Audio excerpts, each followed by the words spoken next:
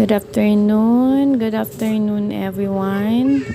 Ayan, pumunta nga kami ng asawa ko sa aming palayan. Pumunta kami kasi titingnan namin yung kung paano sila mag-ani ng palay dito sa amin. Ayan, tapos na pala mag-ani, iti-tracer na lang. So, ibabiyahin namin yung palay pagkatapos. Ayan, naka-ready na nga yung mga workers ni Papa at para itawid dyan sa palayan na yan. Doon pa kami sa dulo ang palayan namin sa may bandang taas.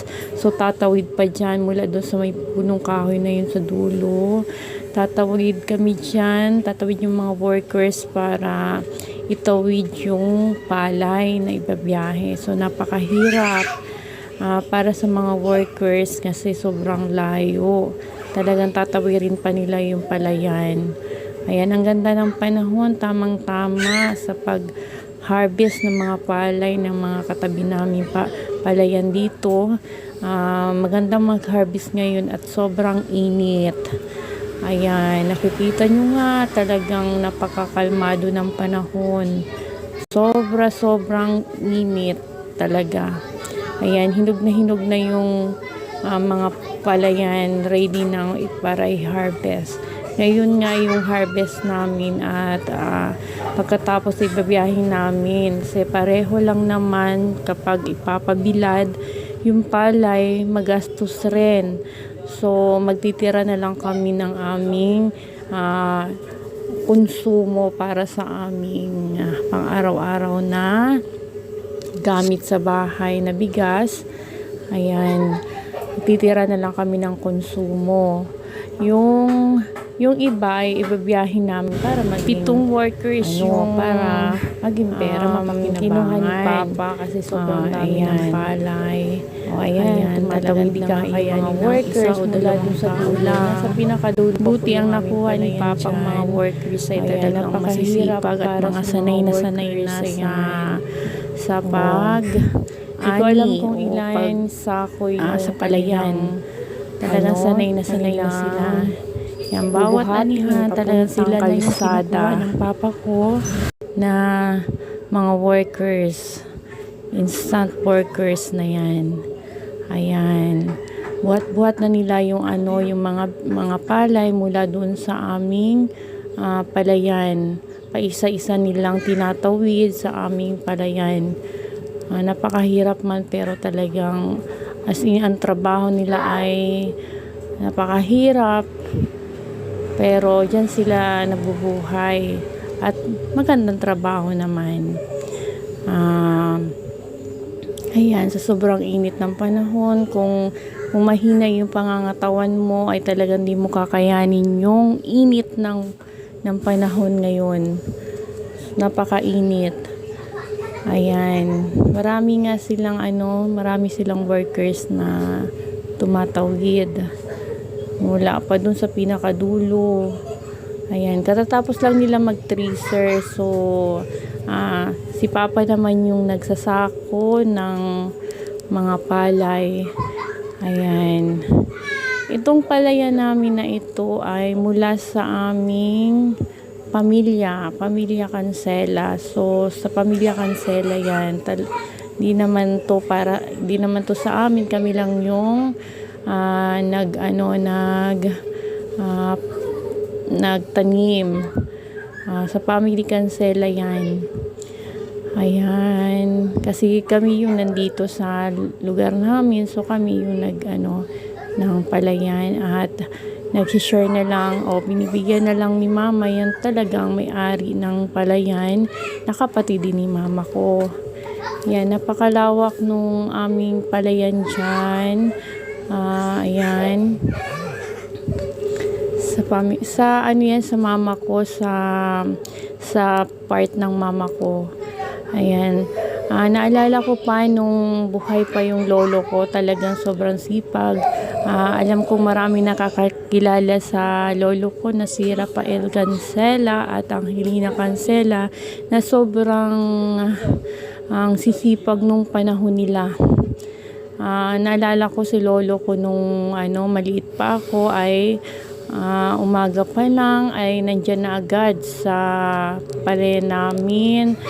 Sobrang sipag, kahit 10 magkakapatid sila mama ay talagang maayos naman yung buhay nila sa sobrang kasipagan ng lolo at lola ko. Sobrang babait po ng mga lolo at lola ko. Talagang tinaguyod nila yung 10 nilang anak sa sobrang kasipagan po. Ayan. Hanggang ngayon po ay dahil sa palayan ay nabubuhay kami ng okay naman po yung buhay namin sa palayan na yan, na mula sa paghihirap ng aking lolo't lola. Ayan, hanggang ngayon napapakinabangan po namin. Ayan po, tumatawid na nga yung mga workers pa isa-isa. Bilang ko ay 15, nasako pa lang yung naitawid nila. So marami pa po ang kanilang itatawid mula doon sa palayan. Habang nagtitriserve, sinasako ng papa ko, tinatahi ng papa ko yung mga sako na i-deliver namin sa diet. Ang presyo ngayon ng palay ay sabi nila ay 21 pesos ang kilo ngayon. Nag 24 daw po yan nung nakaraan. Kaso yung tag-ulan pa yun, naging 24 pesos yung mahal sana kung sabay-sabay nag-ani ng maaga, kaso inabutan na sila ng pamura na yung kilo ng bigas, palay. Yan. Sabi nag-22 ng matagal, ilang araw din. Tapos nag-21. Ayan, pababa dahil sa marami daw supply ng palay ngayon. Marami nang nagbabiyahe ng palay ngayon kasi anihan.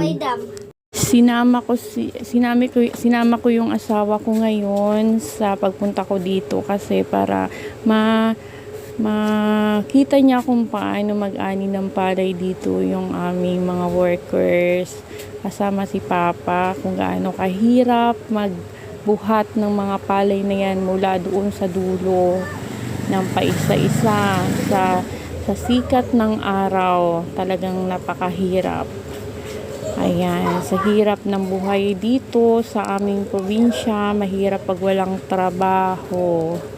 Ayan, marami na nga yung marami na nga yung mga workers na kinuha ni Papa. Talagang sa sobrang init po ay talaga kung hindi malakas yung resistensya ay talagang mahihimatay ka sa sobrang init ng panahon.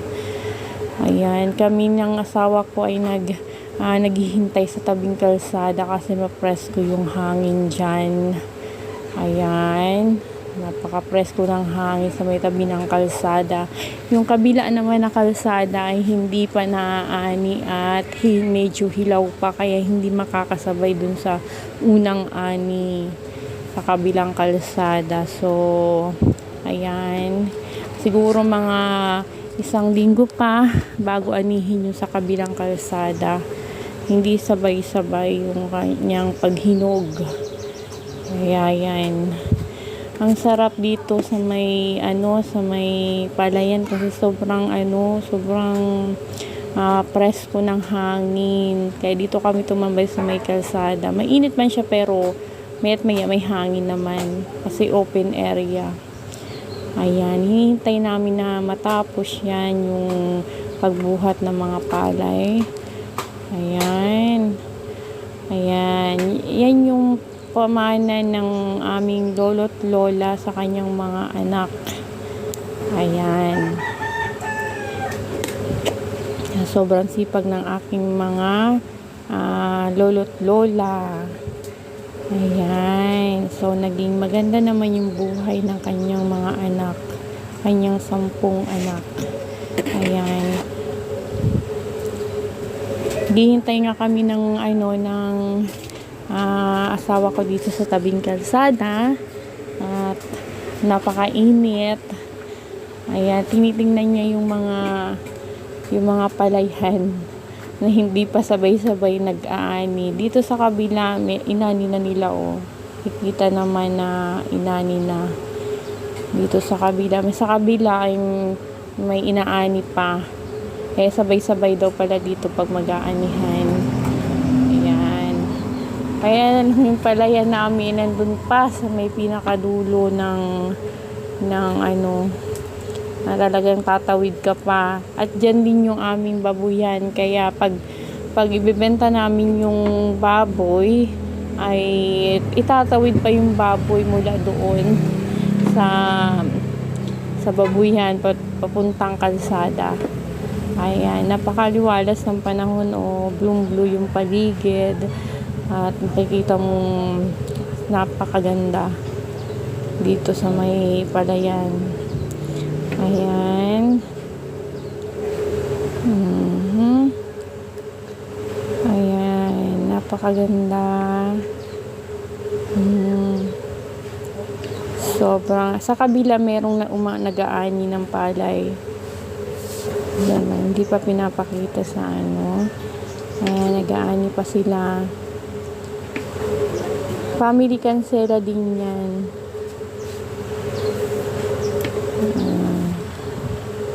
Ayan, napakaganda ng paligid.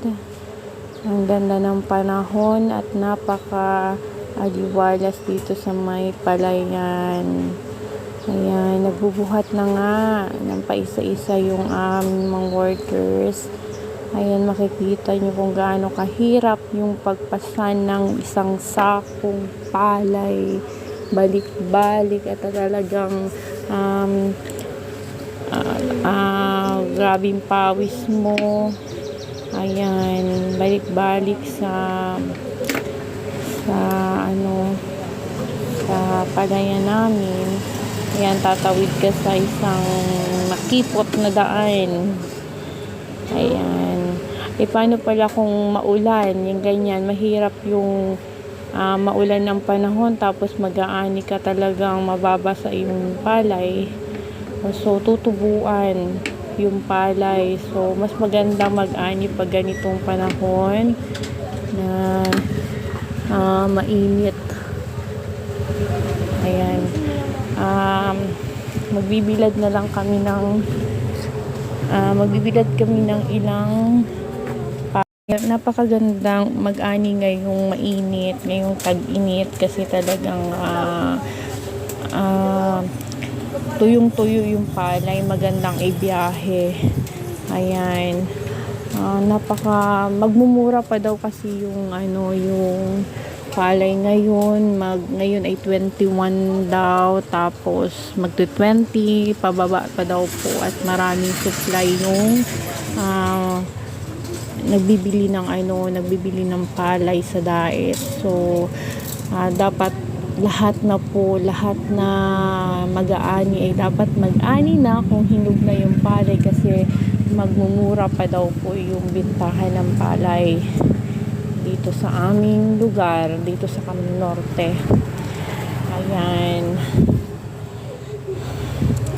Ayan na nga yung makulit. Ayan, sumunod na yung makulit na bata.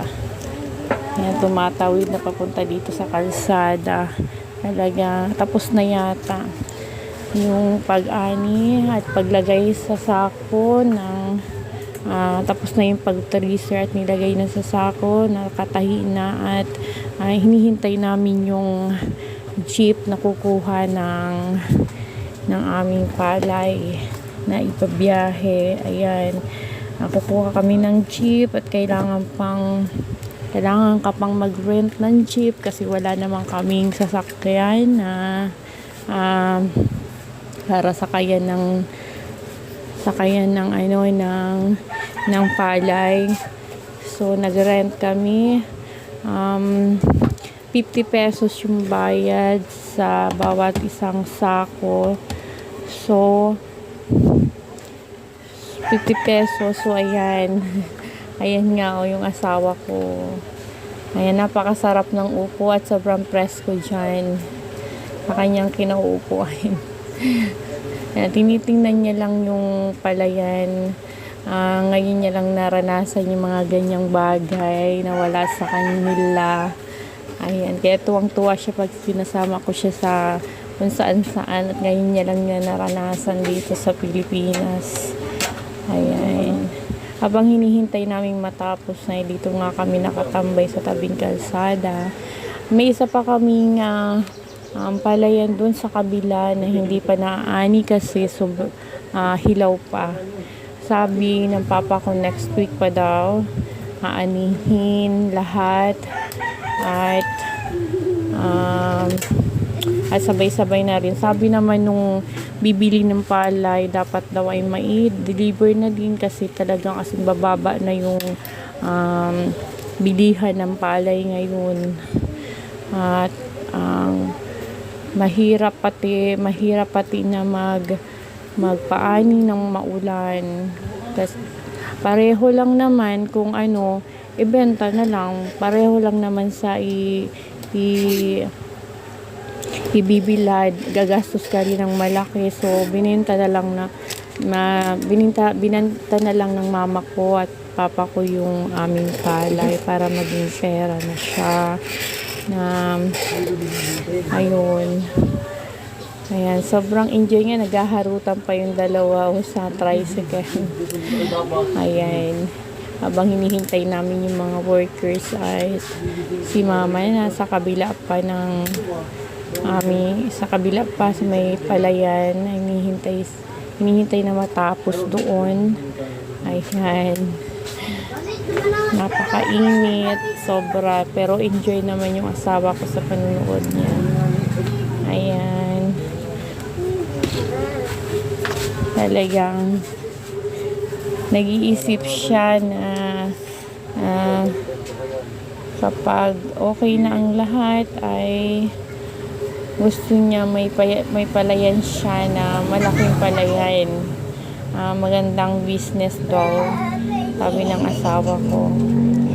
Kaya lang may mga may-ari man na yung mga yan at parang ayaw naman nilang ibenta yan mga yan.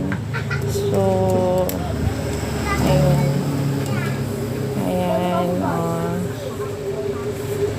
Ayan, sa kabilang kalsada, yan yung malapit na rin i-harvest diyan sa may gitna.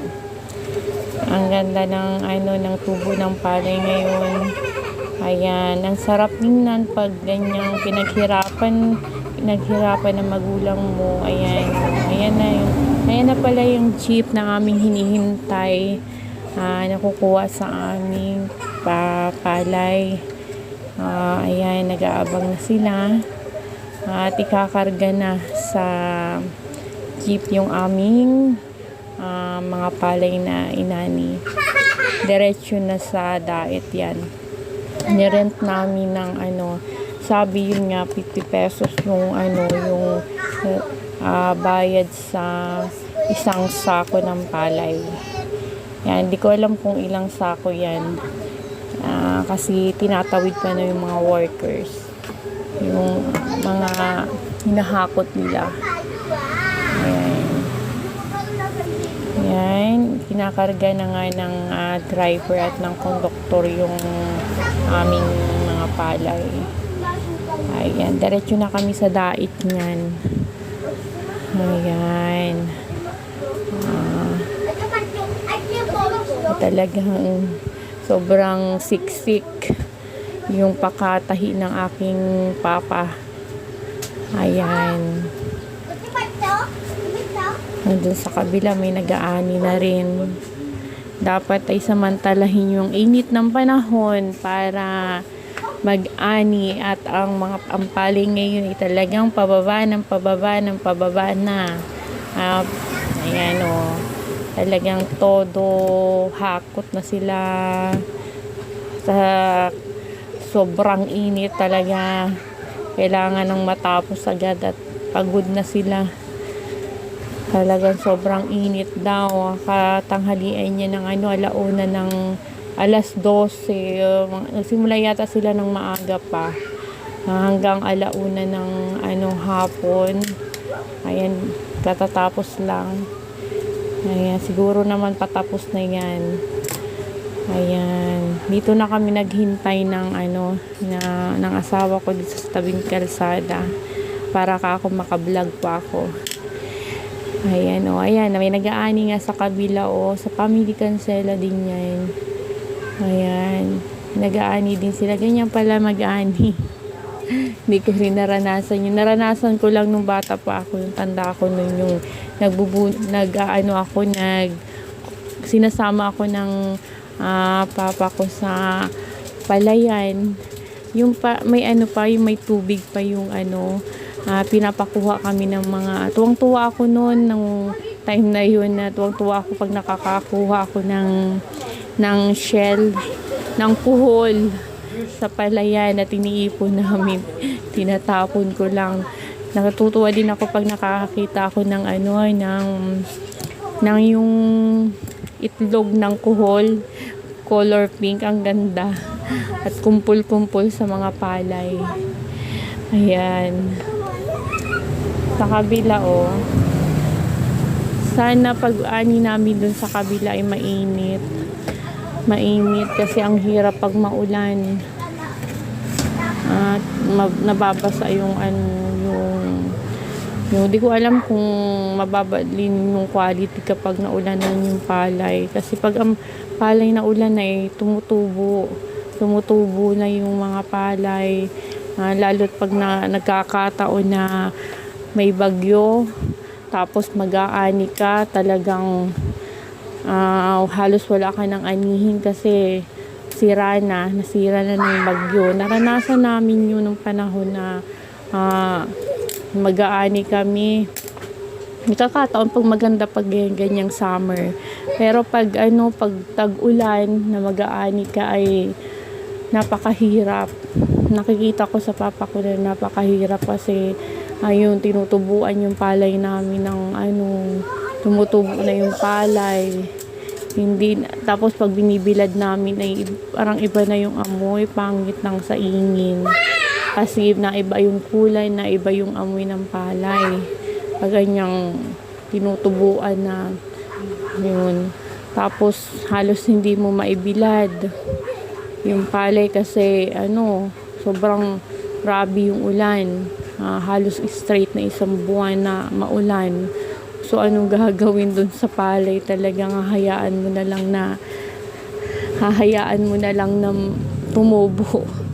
Ayun, ipapahangin na lang para maging palay siya, makain ba.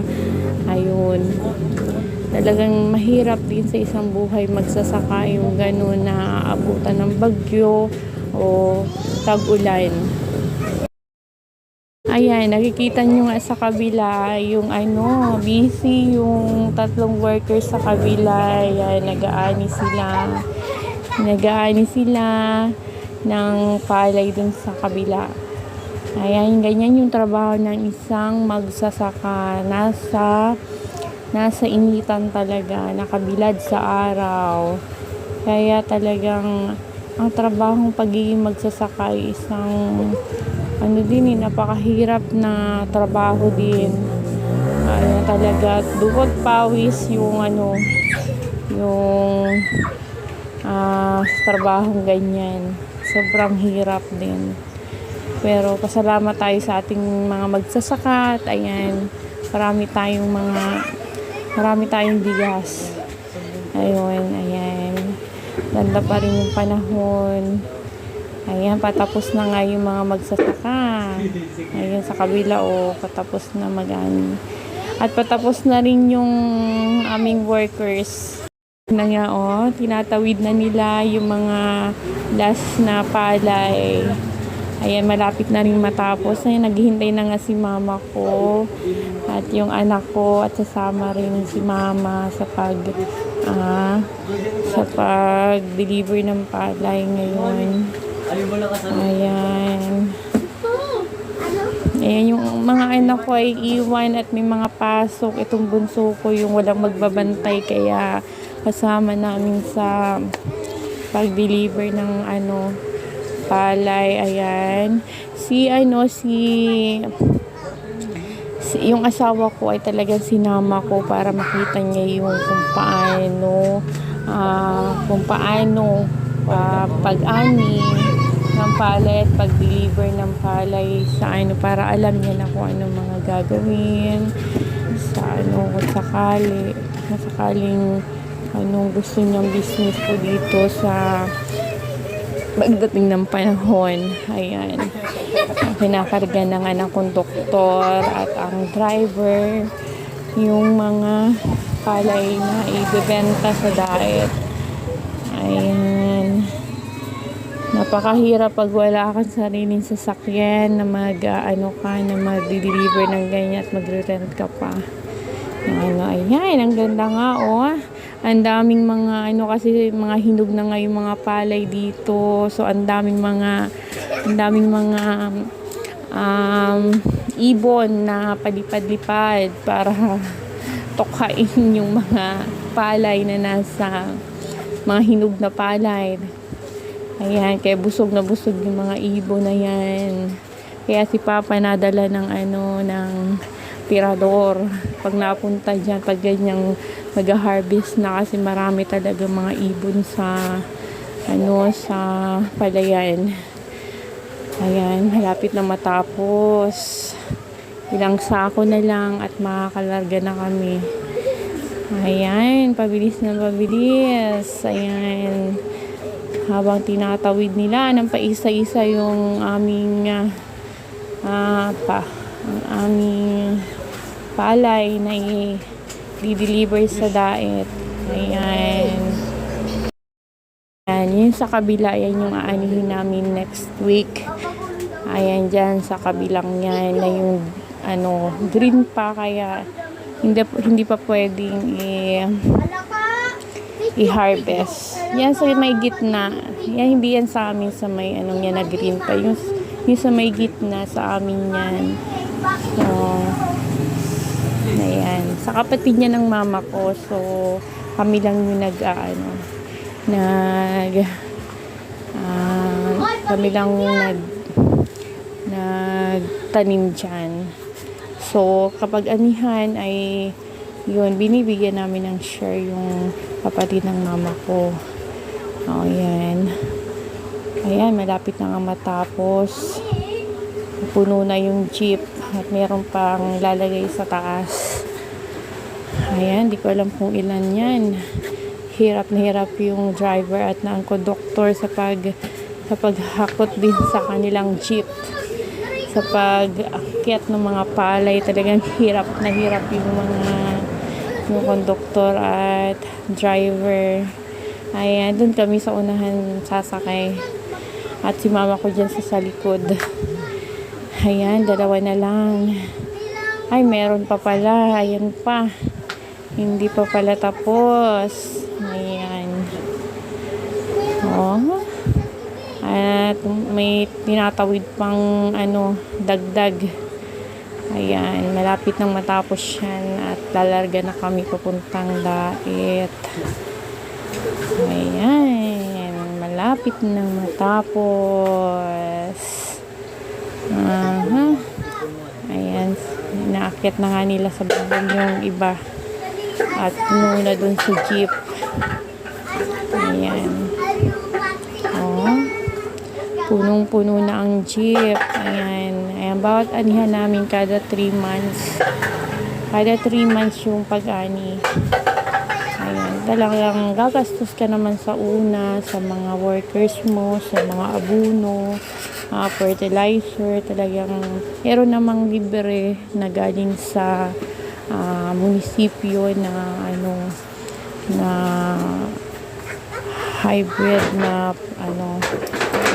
hybrid na palay. Yun yung itatanim para magandang klase. May mga libre naman na binibigay sa munisipyo. Pati fertilizer pag meron namang libre sila. Ayan, palis na nga kami niyan ng asawa ko, ng mama ko. Ayan, enjoy naman siya sa panunood ng kung paano buhati ng mga workers yung palay mula dun sa pinakadulo ng aming palayan. Ayan. Tapos na nga. Ayan na. Paalis na kami niyan.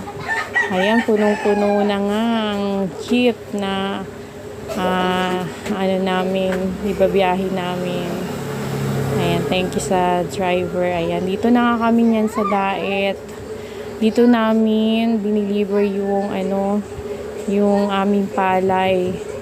Ayan nga, ayan, dami nilang palay na binibilad sa kanilang bakuran.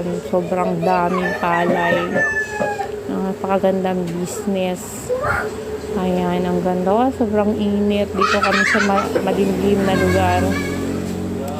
Ayan, sabi ng may-ari ay bababa na nga daw yung price ng palay ngayon kasi sobrang dami na daw po ng stock nila. So kailangan dapat yung mga magsasaka ay kanilang bilis-bilisan at talagang bababa na yung price ng palay. Magiging 20 na daw, 21 pababa yung yung bentahan ng palay ngayon. Yun ang sabi. Kaya sana nakasabay na yung kabilang aanihin namin. Kasi sa next week pa daw po yun. So, ayan.